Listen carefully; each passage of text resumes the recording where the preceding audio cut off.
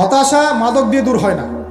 হতাশা দূর হবে, বলে দিব, তিনটা জিনিস, মাত্র তিনটা। কয়টা ভাই?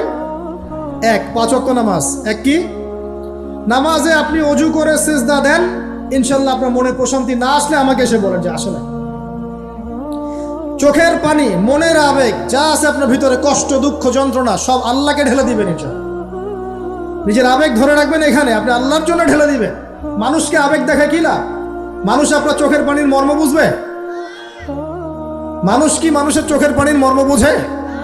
আপনার পিতা যদি মারা যায়, আমার কাছে এসে দোয়া চান কান্নাকাটি করে, আমি দোয়া করতে পারবো, কিন্তু আমি কিন্তু আপনার ফিলিংসটা বুঝতে পারবো না। আপনার অনুভূতি কে বুঝতে পারবেন? আল্লাহ পাক আপনার ঘাড়ের রগের চেয়েও কাছে আছে। সুবহানাল্লাহ, সুবহানাল্লাহ, আল্লাহ পাক ঘাড়ের রগের চেয়ে কাছে আছে।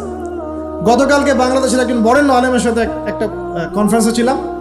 উনি বলছিলেন যে এক ব্যক্তি, এটা শোনেন, এক ব্যক্তি খুব তার শখ যে তিনি সাহাবীদের মতো নামাজ পড়া শিখবেন। কথা বুঝতে পারছেন? সাহাবীদের মতো নামাজ শিখবেন। তো একজন বরেণ্য আলেমের কাছে এসেছেন, এসে বলছেন যে আমাকে সাহাবীদের মতো নামাজ শিখিয়ে দেন। তখন সেই আলেম আরেকজন আলেমের সন্ধান দিয়েছেন, যা তুমি তার কাছে যাও, তিনি শেখাবেন। তো সেই ব্যক্তি একটু অবাক হয়েছেন, কারণ যাকে প্রশ্ন করেছিলেন তিনি অনেক বড় মুহাদ্দিস, আর যার কাছে পাঠানো হচ্ছে তিনি অত বড় মুহাদ্দিস নন, কিন্তু আবেদ, আমল করেন। তাকে গিয়ে বলছেন উনি আমাকে পাঠিয়েছেন সাহাবীওয়ালা নামাজ শিখিয়ে দেন। তখন তিনি বলছেন ঠিক আছে, সুন্দর করে অজু করে আসো, সুন্দর করে অজু করে আসো। অজু করার সময় খালি খেয়াল রাখবা যে আমি অজু করছি শুধু আল্লাহর সন্তুষ্টির জন্য। কি খেয়াল রাখবেন? অজু করছি শুধু আল্লাহকে রাজি খুশি করার জন্য অজু করছে, আর কোনো উদ্দেশ্য নাই আমার। অজু করতে যাচ্ছে, তিনি আবার বলছেন দাঁড়াও, শুধু আল্লাহকে রাজি খুশি করার জন্য অজু করো। আবার শুরু করছেন, আবার বলছেন শোনো, শুধু আল্লাহকে রাজি খুশি করার জন্য অজু করো। এভাবে বলতেই আছেন, নামাজে দাঁড়িয়েছেন, দাঁড়ানোর আগে বলছেন শোনো, শুধু আল্লাহকে রাজি খুশি করার জন্য নামাজ পড়ো। বলতেই আছেন, বলতেই আছেন। এক পর্যায়ে সে ব্যক্তি নামাজ শুরু করলো, নামাজে মনোযোগ এদিক ওদিকে যায়, আর তার মাথায় এটা আসে, এই শুধু আল্লাহকে রাজি খুশি করার জন্য আমাকে নামাজ পড়তে হবে, শুধু আল্লাহকে রাজি খুশি করার জন্য নামাজ পড়তে হবে। এই চিন্তা তার মনের মধ্যে ঘুরপাক খাচ্ছে, ঘুরপাক খাচ্ছে। এভাবে নামাজটা সে শেষ করেছে। শেষ করে চিন্তা করছে যে নামাজ তো পুরোপুরি মনোযোগ দিতে পারলাম না। বারবার মাথার মধ্যে এরকম চিন্তা আসছে, আল্লাহ আমাকে তো মাফ করে দাও, নামাজটা আমার মনে হলো না ঠিক মতো। তখন সে ফিরে এসে তার সে ওস্তাদকে বলছেন আমার তো নামাজ এরকম এরকম করে পড়লাম, কিন্তু শেষমেশ মনে হলো যে নামাজটা হয়তো কবুল হয় নাই, আল্লাহর কাছে খুব মাফ চাইলাম, আল্লাহ আমাকে মাফ করে দাও, নামাজটা মনে হলো না। তখন সেই যে প্রথম ব্যক্তি যিনি পাঠিয়েছেন তিনি বলছেন এটাই হলো সাহাবীওয়ালা নামাজ। তারা আল্লাহকে রাজি খুশি করার জন্য নামাজ পড়তেন, নামাজ শেষ করে আল্লাহর কাছে ইস্তেগফার করতেন, আল্লাহ কিছুই হলো না, কিছুই হলো। আমার কথা কি বুঝতে পারছেন? অতএব আল্লাহকে রাজি খুশি করার জন্যে আপনি আপনার আবেগ, আপনার ইবাদত সব ঢেলে দিবেন, অন্য কারো কাছে কিছু পাওয়ার আশা করবেন। অতএব নামাজ আপনার মাদকের দিকে যাওয়া লাগবে না, নামাজই আপনার হতাশা দূর করে দেবে ইনশাআল্লাহ। 2 নাম্বার আমল হচ্ছে কোরআন তেলাওয়াত। যে ব্যক্তি কোরআন তেলাওয়াত করতে পারে নিয়মিত, তার মনের মধ্যে এই হতাশা, এই ভীরুতা, এই কাপুরুষতা কিচ্ছু আসবে না ইনশাআল্লাহ। আমি গ্যারান্টি দিচ্ছি আপনাকে, হতাশা আসবেই না আপনার মনে যদি আপনি কোরআন বুঝতে পারেন। কোরআনের একটা আয়াত নিয়ে কোনো কোনো সময় দেখা যায় 2-3 ঘন্টা সময় পার হয়ে যাচ্ছে, আয়াতটা ছেড়ে সামনে যেতে পারছি না।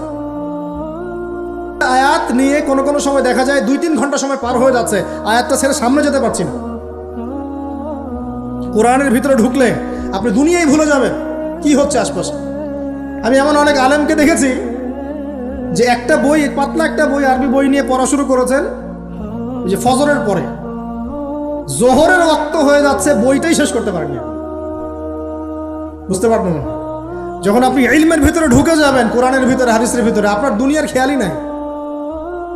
একজন আলেম তিনি এক রাত্রে একটা বই লিখেছিলেন, চটি বই, এক রাত্রের মধ্যে। বলা হচ্ছে তার সম্পর্কে বলা হচ্ছে যে রাতের খাবার তাকে দেয়া হয়েছে যে আপনি এটা খেয়ে নেন। যে খাবারটা পাশেই আছে, খাবারটা পাশেই আছে, খাবারটা খাবো, এটা লিখে খাবারটা খাবো, এরকম তার চিন্তা ছিল। ফজর হয়ে গেছে, বই লিখাও শেষ, খাবার এই অবস্থায় পড়ে আছে, ডুবে গেছেন ভিতরে, খাওয়ার মাথায় তার খেয়াল নাই। এরকম হয়। একজন মনীষী, বিখ্যাত মনীষী, রিয়াদুস সালেহীন কিতাবের রাইটার, সংকলক আল্লামা নববী রাহিমাহুল্লাহ, এরকম সারা রাত চলে গেছে, পাশে 2টা খেজুর, ওই 2টা খেজুর খাওয়ারই সময় পাবে। হাদিস নিয়ে গবেষণা করতে করতে করতে করতে রাত পার হয়ে গেছে। আমি বলতে চাচ্ছি, যখন ইলমের ভিতরে, কোরআন হাদিসের ভিতরে ঢুকে যাবেন, আপনার দুনিয়ার খেয়াল আপনার চলে যাবে ইনশাআল্লাহ। এই টেনশন, হতাশা, এই সেই বাদ। তখনই আল্লাহ পাক আপনাকে তার পক্ষ থেকে রহমত দিবেন, বরকত দিবেন, আল্লাহ আপনার দুনিয়ার কাজগুলো করে দিবেন ইনশাআল্লাহ। তখন দেখবেন কেউ আপনার দুনিয়ার ওই কাজটা করে দিয়েছে, কেউ ওই কাজটা করে দিয়েছে, কেউ বাসায় খাবার পাঠিয়ে দিয়েছে, আল্লাহ পাকই এগুলো করাই দিবেন ইনশাআল্লাহ। তো প্রিয় ভাইরা, মাদকে যাব না আল্লাহর কাছে আসবো? 2 নাম্বার কোরআন তেলাওয়াত, 3 নাম্বার আল্লাহর জিকির। 3 নাম্বার কি ভাই?